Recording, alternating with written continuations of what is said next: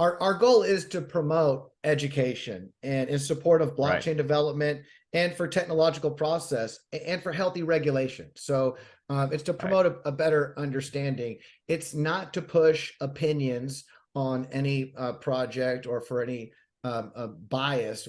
Our goal is to be as scientific from an economics perspective as possible and to share that understanding from more of an education teaching perspective, because as we go through, that's why we're using the SEC's website, we're using their definitions, and we're going to go into case study, college law review, and getting a better understanding of the Howey test in traditional markets, as well as explaining how blockchain and crypto works. And hopefully with that understanding, people can make up their own minds and own decisions as to whether or not the SEC's Howey test fits blockchain and crypto, and whether that's relevant, or whether it seems like trying to have the horse and buggy industry be in charge of regulating and determining the future of the automobile Right. industry. So, okay, Yes. So now that I it's added all that, about getting a better perspective, right? Adding some context and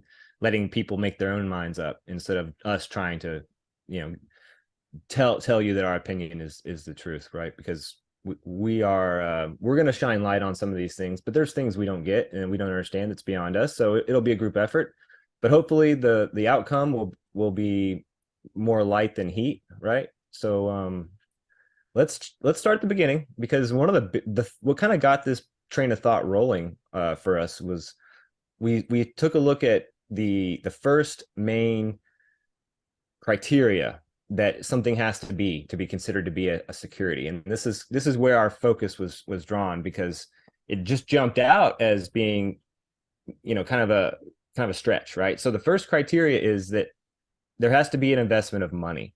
The very first prong of this test, this Howey test, is that in order for an asset to be considered to be a security, there has to be an investment of money, an investment contract in money terms. That's the very first thing. Now, when you're looking at the SEC's guidance, they have a little subscript under the investment of money paragraph, and it says 9. So subscript 9 deals with how or why and kind of the details with what's being said. And the main point in this subscript is that it says that the lack of monetary consideration for digital assets does not mean that the investment of money is not satisfied. So the point there is that if you didn't purchase these digital assets, but say you received them as an airdrop or as a bounty program or something, they're gonna still consider that to be an example of an investment contract with money, in money terms, right? So they're just making that as, you know, we're going to consider it as that's how it's going to be considered, right? Now the question here we have is that how accurate is it, or how accurate is it to call cryptocurrency money, and is it money? What's involved in this, right? And I mean, we can, you know, speak up whenever you have a thought, but I'll just start off on kind of the first thing is there, you know, money is not just some arbitrary thing that you can just make it, you know, whatever you want money. You know, we have people trading all kinds of things. People trade art and all cars, but those things, just because something has this value, this exchange value, it doesn't necessarily make it money. And in fact, there are properties that something has to be for it to generally be considered money in economic theory. I'll step in One real of quick. Yeah, jump on in. Just to mention, when it comes to digital assets, because that's what we're talking about, blockchain and crypto, it easily doesn't pass the money test, because as even politicians and lawmakers, it's been declared throughout the beginning of Bitcoin that Bitcoin is way too volatile to be money. Everyone has always known that cryptocurrency, digital assets, Bitcoin, which is the most stable of all of them, is way too volatile to be a money. So the idea that all of a sudden during Gary Gensler's tenure at SEC, that digital assets just get to be called money all of a sudden to conveniently fit this narrative it doesn't hold weight when you look at the standard of money throughout time. And obviously our economics background is at U of H, not at MIT, but I'm sure that many people at MIT would probably be saying, hey, Gary Gensler doesn't speak for us on this, because economics 101, when it comes to what is money, you've got unit of account, medium of exchange, and store of value. And it's been critiqued for a very long time that digital assets, they just can't be a store of value, because 1 minute they're at this price, the next minute they're that price. And while they can be divisible from a unit account, they're actually not a medium of exchange. You can't go around the world. Things aren't priced as a unit of account. You don't go buy a sweater or go buy groceries in Ethereum or in Satoshis.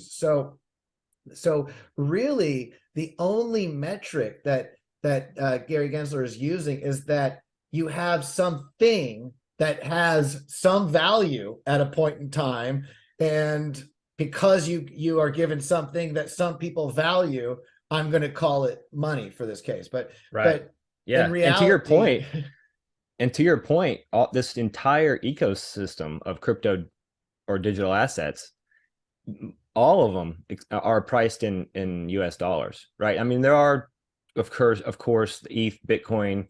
There are charts where you can look at the Bitcoin price of something to see, how it's doing relative to Bitcoin. But if you go to, a Coin Market Cap or CoinGecko or, DeFi Llama or wherever you're at, you're looking at market cap in dollar terms. You're looking at the price of these different assets in dollar terms. And it's so clearly the main unit of account all throughout this space is US dollars. And if you go to Europe, it's euros. If you go to China, it's the yuan or whatever. So yeah, this notion that crypto has become a unit of account, that's just straight false. Hope you enjoyed that clip. Don't forget to hit the like button, subscription, notification bell if you want to get the latest drops. Of course, all of this is educational, entertainment information to help you in your journey, learning more about blockchain and how to participate. None of this is financial advice, investment advice. However, if you'd like to learn more about blockchain and crypto, we've got plenty of videos and playlists as well that walk you through DeFi tutorials, how to get involved. And if you'd like some more one-on-one help, check out our website, wisebeyondbitcoin.com.